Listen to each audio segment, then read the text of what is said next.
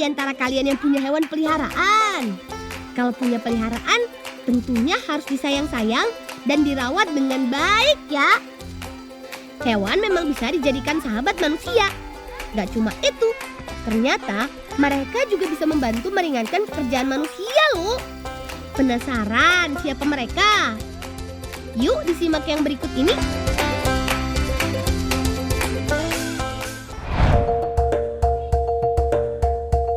Menggiling adonan mie dengan bantuan sapi.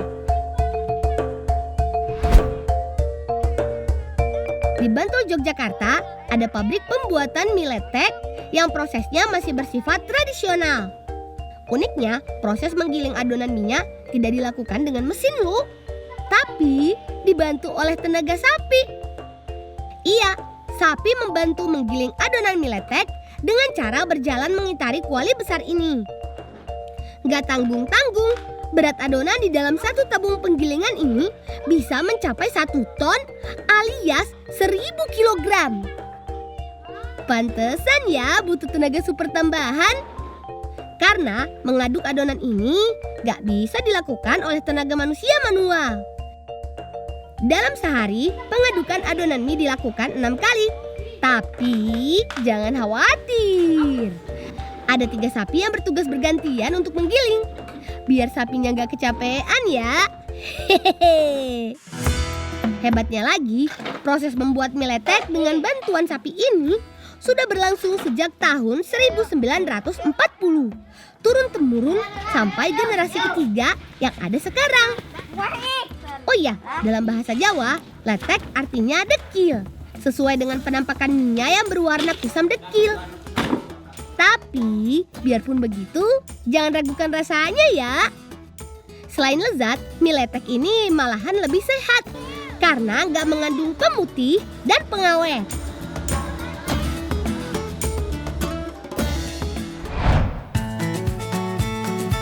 Gajah si hewan cerdas yang baik hati. Bolangers, konflik antara manusia dengan gajah masih sering terjadi di Aceh dan bagian Sumatera lainnya.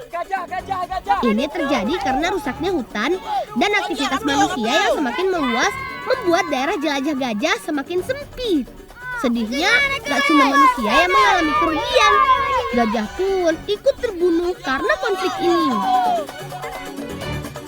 Untuk menghindari kerusakan dan banyaknya gajah yang terbunuh, Lembaga Konservasi yang Melindungi Gajah atau CRU Sampoiniet Aceh Jaya kemudian mengumpulkan dan merawat gajah-gajah dengan baik.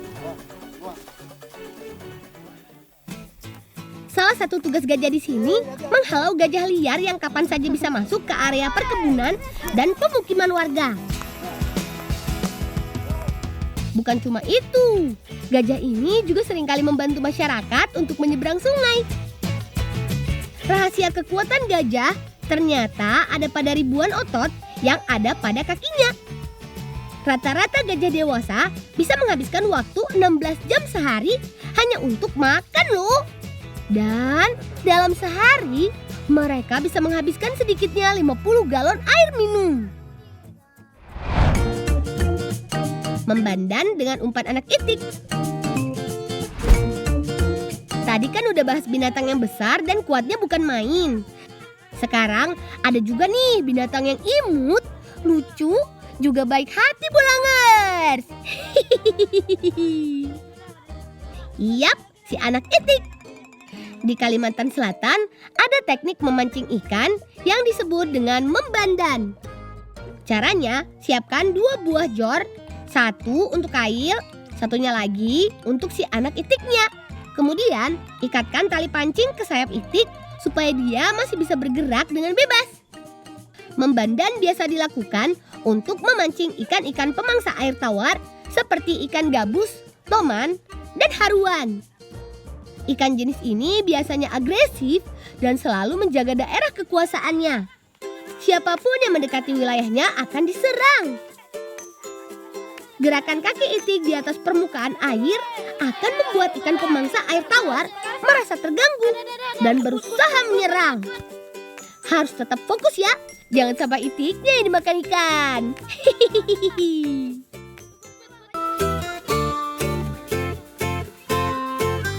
Setelah kenalan dengan beberapa hewan yang baik hati, sekarang kita simak yuk beberapa jenis bunga yang bisa diolah jadi bahan masakan yang lezat. Sirup bunga mawar penawar dahaga. Bolangers, Desa Karangpring dikenal sebagai penghasil bunga mawar terbesar yang ada di Kabupaten Jember. Penduduk desa sudah menanam mawar secara turun-temurun dan menjadikan mawar sebagai penghasilan utama. Bunga yang satu ini nggak cuma enak dipandang mata loh, tapi juga bisa jadi olahan minuman yang enak dan menyegarkan. Setelah direbus dengan air mendidih, sari-sari bunga mawar akan keluar dan tercampur bersama. Makanya warna air busanya berubah jadi merah. Biar makin kaya rasa, tambahkan air perasan jeruk nipis dan garam yang berguna untuk menghilangkan rasa sepat dan pahit dari bunga mawar. Tambahkan sedikit gula, aduk sampai larut ya. Khasiatnya juga luar biasa banyak loh bolangers. Di antaranya mampu meningkatkan kekebalan tubuh dan menangkal virus-virus bandel karena kandungan antioksidannya yang tinggi banget. Ditambah ada zat yang namanya polifenol yang mampu mencegah munculnya kanker dalam tubuh. Keren gak tuh bolangers? Siapa yang mau sirup bunga mawar? Nasi biru cemerlang dari bunga telang. Sekarang beralih dari warna merah ke warna biru yuk. Apalagi kalau bukan bunga telang. Ternyata bunga telang juga bisa dijadikan bahan untuk memasak. Ternyata bunga yang banyak ditemui di wilayah Asia Tenggara ini bermanfaat untuk meningkatkan daya ingat dan kekebalan tubuh, serta untuk kesehatan rambut dan mata. Satu lagi keunikan bunga telang. Saat dicuci dan dibejek-bejek, air perasannya berubah menjadi biru. Perubahan warna ini berasal dari pigmen flavonoid yang larut dalam air. Nah, air perasan ini yang biasa digunakan sebagai bahan membuat makanan. Salah satunya jadi campuran untuk memasak nasi. Selanjutnya, kukus aronan. Tunggu beberapa menit sampai benar-benar matang. Nah, kalau sudah matang begini, makan dengan lauk apapun pasti lebih nikmat dan makin berselera ya bolangers.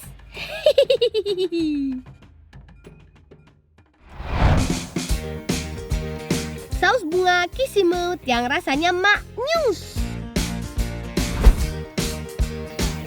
Di Sumedang, Jawa Barat, ada bunga khas yang sudah jarang ditemukan. Namanya bunga kisimut. Salah satu olahannya bisa dijadikan tambahan untuk saus, sayuran, bahkan ditumis. Makin istimewa olahannya, tentu jadi makin naik level rasanya ya. Bunga kisimut akan lebih mudah ditemui saat musim hujan. Itu pun harus sabar mencari, karena tumbuhan ini termasuk liar. Gak dibudidayakan seperti bunga mawar dari Jember tadi ya. Salah satu olahan yang bisa banget dicoba nih bolangers, bunga kisimut dijadikan untuk saus. Apalagi kalau sausnya ditabur di atas daging sapi panggang begini ya. Wah, dijamin nagih. Bagi masyarakat setempat, bunga kisimut dipercaya sebagai sumber stamina dan kebugaran. Cocok banget nih untuk model aktivitas seharian.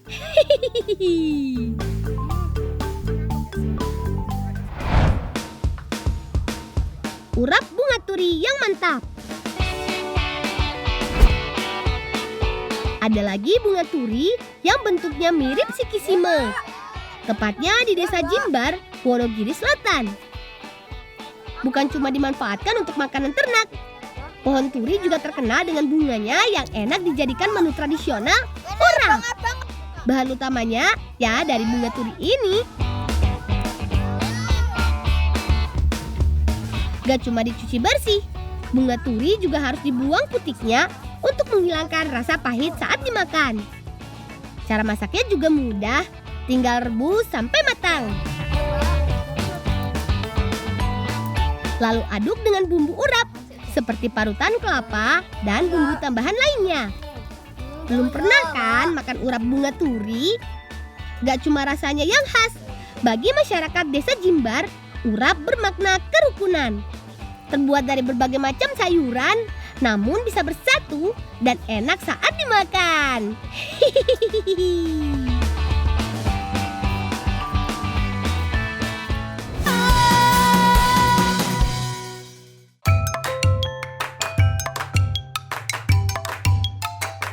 Wih, daging ikan gabusnya lembut.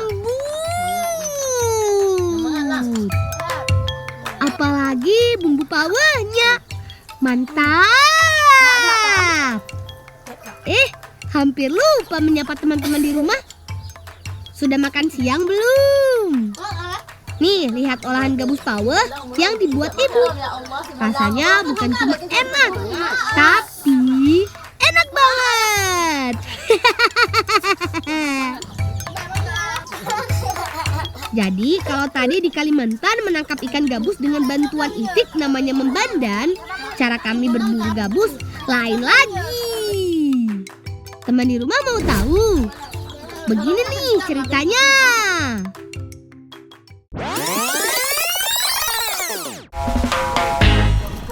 Ayo, dayung terus. Jaringnya harus dipasang sebelum hujan turun. Oh iya, kami bolang dari Payasonara, Kecamatan Sukakarya, Kota Sabang, Aceh. Teman, kalian tahu nggak Sabang di mana? Ya, di ujung barat Indonesia. Gimana? Unik kan perahu kami? Hanya terbuat dari drum bekas loh.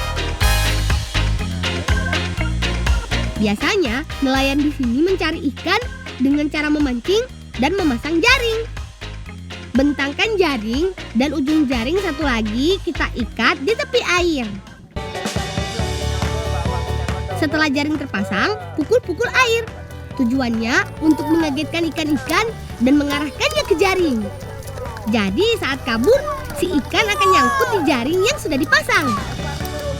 Wow, asik! Dapat ikan gabus besar. Ikan gabus terkenal mempunyai gigi yang tajam. Kalau kegigit, bisa-bisa tangan kita yang sobek. Jadi hati-hati mengeluarkannya ya. Ayo periksa lagi. Oh ya, gabus termasuk predator utama perairan ini. Gak heran dia bisa tumbuh besar dengan cepat. Yeha, dapat lagi. Syukurlah cara tangkap ikan kita kali ini berhasil.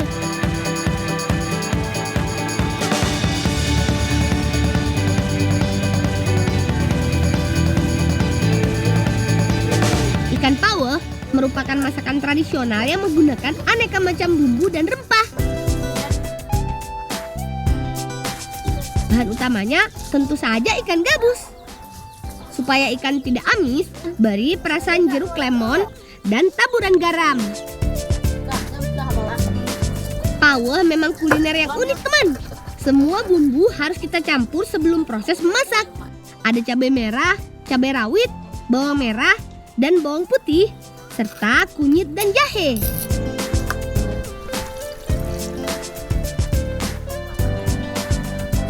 Supaya nggak gosong dan berkuah, tambahkan sedikit air.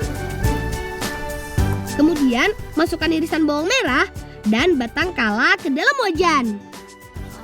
Ini dia kunci sedap masakan Aceh. Pakai daun temurui atau daun kari.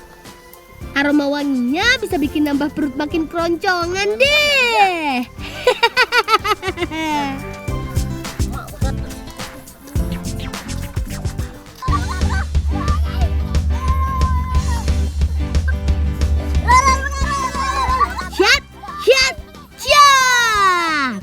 Eits, ini bukan adu jurus silat, tapi kami lagi bermain adu cepat pindahkan lokan.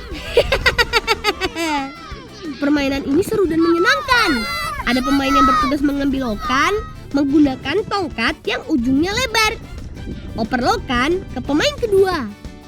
Lokan ini harus tepat masuk ke dalam mangkok bola yang berada di atas kepala pemain kedua. Kalau lokan terjatuh, maka pemain pertama harus mengambil lokan yang baru. Ayo Al, oper lokannya ke Darul. Pemain kedua harus mengoper lokan dari mangkok ke mangkok dengan pemain ketiga. Tekniknya, pemain ketiga harus jongkok supaya mudah memindahkan lokannya. Terakhir, masukkan lokan dari mangkok kepala ke dalam baskom. Tim siapa yang bisa mengumpulkan lokan paling banyak, dialah pemenangnya.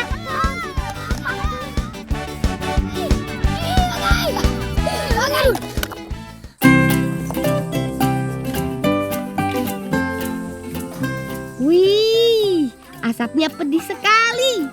Mata kami jadi berair. Sebelum diolah, lokan ini harus dipanggang di atas seng. Tujuannya untuk membuka cangkang keras yang tertutup rapat. Karena dalam kondisi hidup, cangkang lokan sulit sekali terbuka. Tuh, lihat. Cangkangnya terbuka sendiri saat terkena panas. Dagingnya juga berubah warna kecoklatan. Jangan sampai dagingnya gosong. Kerang ini sudah setengah matang, teman. Setelah kita ambil dan bersihkan dagingnya, kita bisa mengolahnya lagi. Teman di rumah, ada ide nggak? Enaknya dimasak apa ya? Nah, kalau mendengar nama Aceh, apa yang ada di pikiran kalian? Pasti kebayang lezatnya mie Acehnya kan? Mie Aceh kali ini spesial karena tambahan lokan sebagai campurannya. Siapkan bumbu halus yang terdiri dari cabai merah, bawang, dan kunyit.